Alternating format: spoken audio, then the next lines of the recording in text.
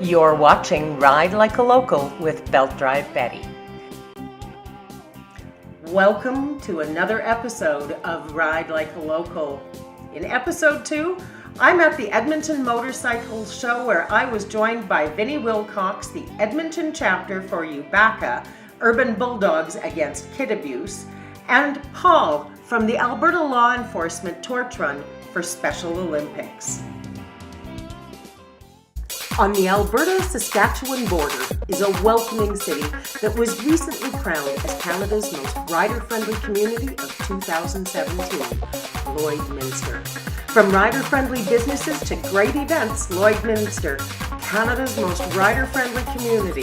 Come experience it. Community Futures Grand Prairie and Region can assist small business with financing, training, and advisory services. We're here to help small business in rural Alberta. The Urban Bulldogs. Why Urban, the name that was chosen? Do you know? We've taken it over from our founding chapter, which originated in Nice, France, and spread all over the world since then. We have 10 countries under the belt, including Canada. We have 3 here in Alberta. And it's just, we're following their lead. Now, you guys, like very many other organizations in our province, are out there supporting children who have found themselves in positions with people who are supposed to love them that don't always treat them right. That's right. And the way we support the families and the kids, of course, any way possible. Once they come to us, either through word of mouth, they call us. Our bigger is through our Facebook page, Alberta Canada. Ubaka Canada Alberta chapters, and whatever they need, from if they have help already, or if they need help, we point them in the right direction and get the ball rolling to get them some help. Now, what kind of supports do you offer a parent, let's say? Okay, let's say let's do a scenario.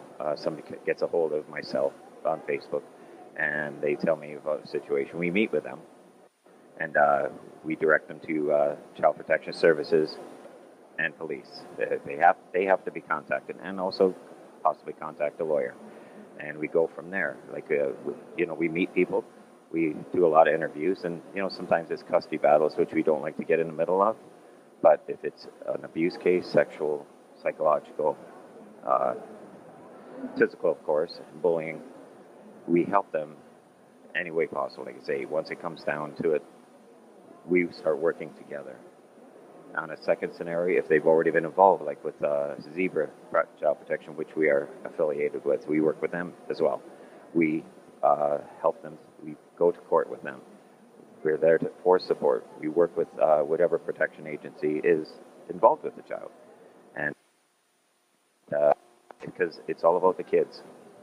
We want there to feel safe wherever they are, and get them over this burden they're going through.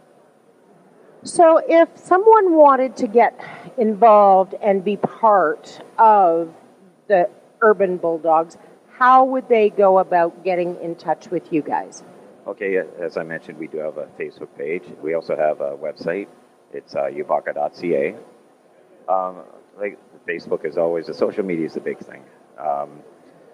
They contact any member, they can, and then it usually comes to myself or my vice president, who is our recruiting officer, and we fill them in. So situations like today, people stop by and are interested and they want to know. We tell them what exactly is involved, and we do have a process. It's to join. It's initially $150, and what that does is it pays for your patches and your first month's dues. We're going through a 6-month volunteer. Then after the 6 months, you're voted on as a striker. And then after that 6 months, which is a year, and if it's a good suit for us, a good suit for them, then they get voted on and become a patch member. And then after that, it's $25 a month dues. And how many times do you guys meet? Every second Friday of the month. So it's a 26-week commitment. as far as meetings and $25 a month commitment on an ongoing basis to become a member. They support Little Warriors, and Little Warriors is a cause that's very close to my heart. Why did you choose to partner with Little Warriors?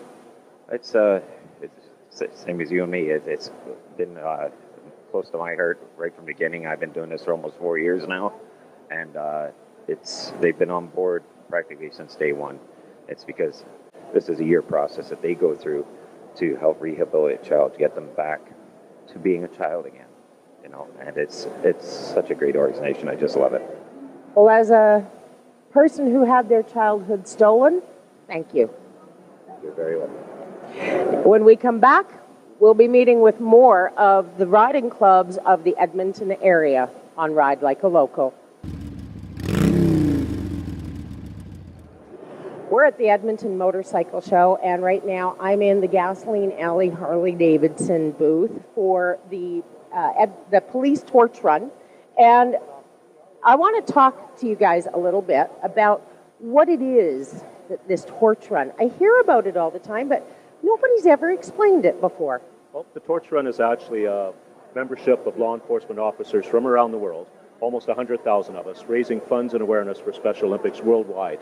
Last year, law enforcement officers around the world raised over $56 million for Special Olympics programs, helping athletes participate with people with intellectual disabilities participate in sporting programs. See, now that's a cause that is really worthy, folks, because think about it. When you can help a child attain any dream that they have, doesn't matter what that child has for a limitation. I do a lot of work with the military police relay ride for blind children. So when you help a child, isn't that a great feeling? Well, and it is, but it isn't just children. People with intellectual disabilities, we have people involved in Special Olympics that are in their 80s. So it goes from, we have our Youth Star programs that start at 3 and 4 years of age, all the way through. So it's a vast array of people that we help, and that Special Olympics makes an incredible difference in their lives for. See, folks, a lot of people think police officers are just bad horses, and see, look at what you learn when you ask a few questions. So tell us about this beautiful raffle that you've got going on. Well, this is our 16th annual Flame of Hope raffle. So this year, again, we're raffling off 3 motorcycles, 3 Harley-Davidson motorcycles to raise funds for Special Olympics. So first prize this year is a 2018 Road King. Second prize is a Sportster 1200 Custom, and third prize is a Street 750. So tickets are $20 a piece, or 3 for $50. Every ticket goes in on each of the 3 draws, so you have a great opportunity to win a bike. Limited number of tickets.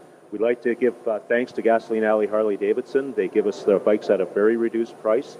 And actually, this point in time, from January 1st until May 31st, every bike purchased at Gasoline Alley, they're contributing funds towards Special Olympics on every single bike that they sell. And there you go. You hear about dealers being stealers. Well, guess what, folks? It's because of our dealers that so many of our children get a helping hand up. So if you get a chance, come out, support the torch ride, support Gasoline Alley Harley-Davidson and all of our dealers, for they do a lot of work within our community to help all of our kids, and in this case, a lot of our adults as well. Thanks very much. Thank you. Okay. In the heart of the Canadian Badlands is Drumheller, runner-up community in Canada's most rider-friendly community contest 2017. We invite you to come experience the hospitality, drink in the views of one of Canada's most unique and haunting landscapes, Drumheller, Alberta. The Spark Business Incubator is located in 214 Place and run by Community Futures Grand Prairie and Region. It can provide a new or expanding business with the supports to be successful. www.gpsparkincubator.ca